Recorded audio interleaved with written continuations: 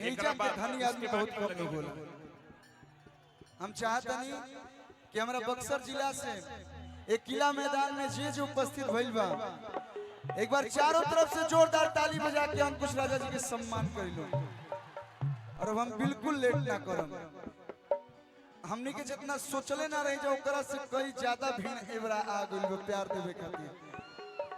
तो हम चाहब कि अंकुश जी और राजा भाई दोनों लोग हमने के 21 को बहन के आज शादी बा, वो लोग के आशीर्वाद के रूप में कुछ गुनगुनाई, कुछ बोली। आज केहू गाना गावे खातिर नहीं खेल, सब लोग ब्याह में शामिल होके खातिर आइल बा। और आप लोगों ने भी 11 बहनों की शादी की थी, तो आपसे भी अगर कोई एक लोग सीखा तो हमने की कलाकारी धन्य हो गई। हाँ, जोरदार ताली फिर से अंकुश राजा जी के लिए। बहुत बहुत धन्यवाद।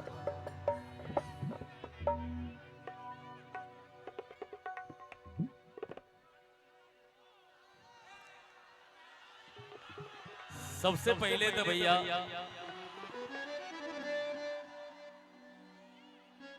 सबसे पहले धरती के प्रणाम, ये समाज के प्रणाम, और एजा ऐसा पुनित कार्य भइल बा, ऐसा लोगन के बारंबार प्रणाम बा, बहुत बहुत हृदय से धन्यवाद बा। और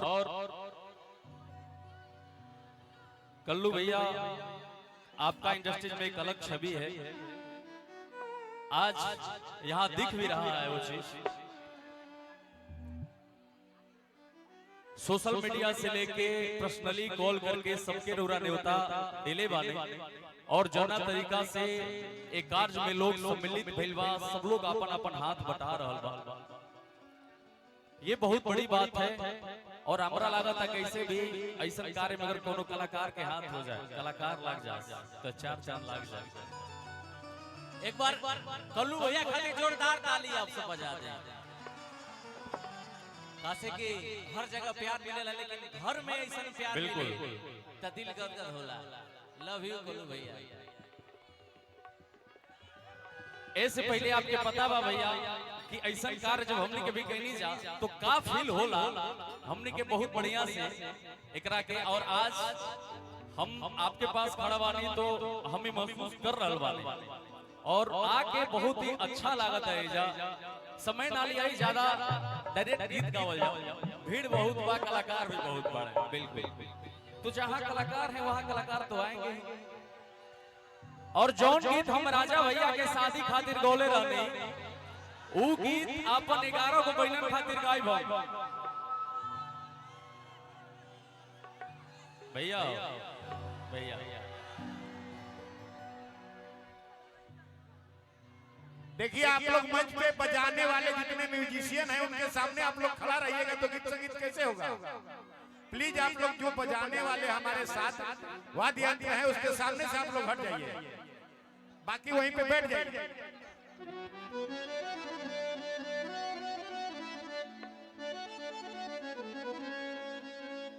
कि आपके जिंदगी में फूल यूं ही खिलेंगे, आपके जिंदगी में फूल यूं ही खिलेंगे, और जहां भी होती रहेगी मेरी बहनों की शादियां, अंकुश राजा दोनों भाई खड़े मिलेंगे।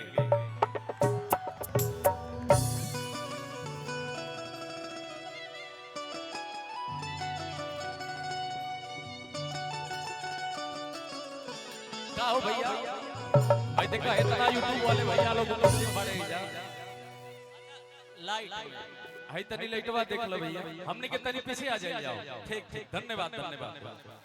आप लोग का भी बात मानना बहुत जरूरी है।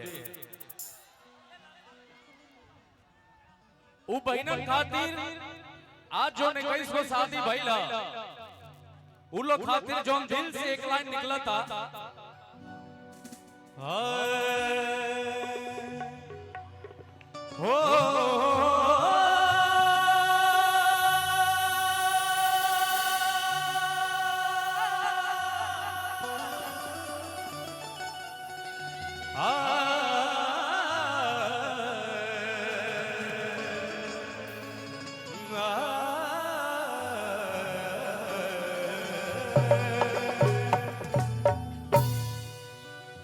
सिया है पानी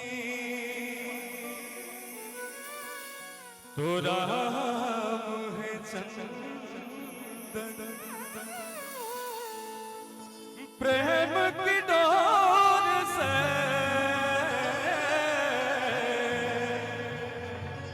बंध रहा बंधन।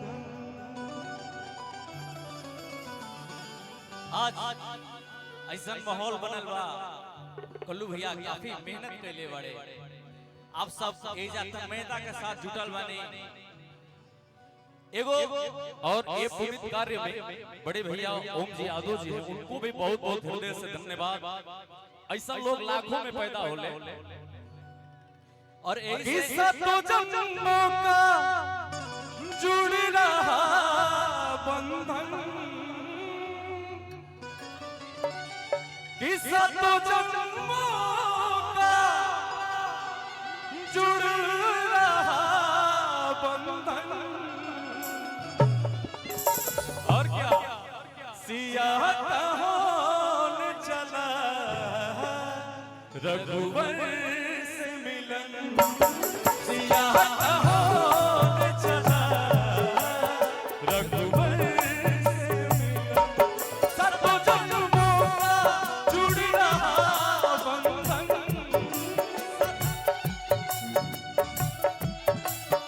भैया एक बार तनी हेनिया से हट जाता भैया तब हेनियो चल जाते कबे से लोग बोलावत है यार किस्सा तो जन्मों का जुड़ रहा बंधन तने हेने तक आवे थे किसिया का होने चला रघुवर से मिलन सिया का होने चला रघुवर से मिलन।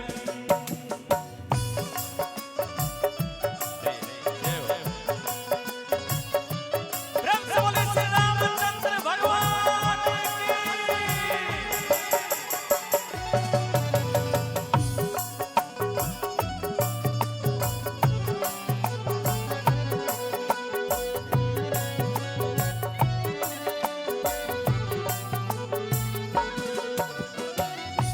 कि दोनों मिलके अब एक होने चले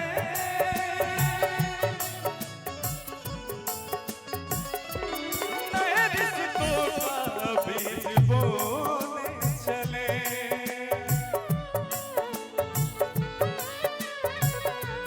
दोनों मिलके अब एक होने चले कि नए रिश्तों का बीज बोने चले कि एक दूजे को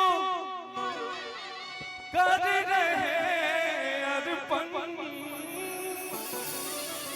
कि एक दूजे को कर रहे अर्पण। भैया और खाली एक गीतिया गा लगे तो लोग। भैया ओ बेटी के उ बहिनन के आशीर्वाद देवे खातिर उ बहिनन के दुआ देवे खातिर हम चाहब कि सब लोग एक बार हाथ अपन ऊपर कर लेवे जय हो सब लोग होने से हमार माता बहन लोग उपस्थित बानी तनी दोनों हाथ तुम लोग उठा लो आत्मसमर्पण के आपके बक्सर में इतना पुनीत कार्य भाई इतना कलाकार सब जुटल बाड़े एकदम मेला लागत है जा आ ताली बजाओ किसिया का होने चला रघुवर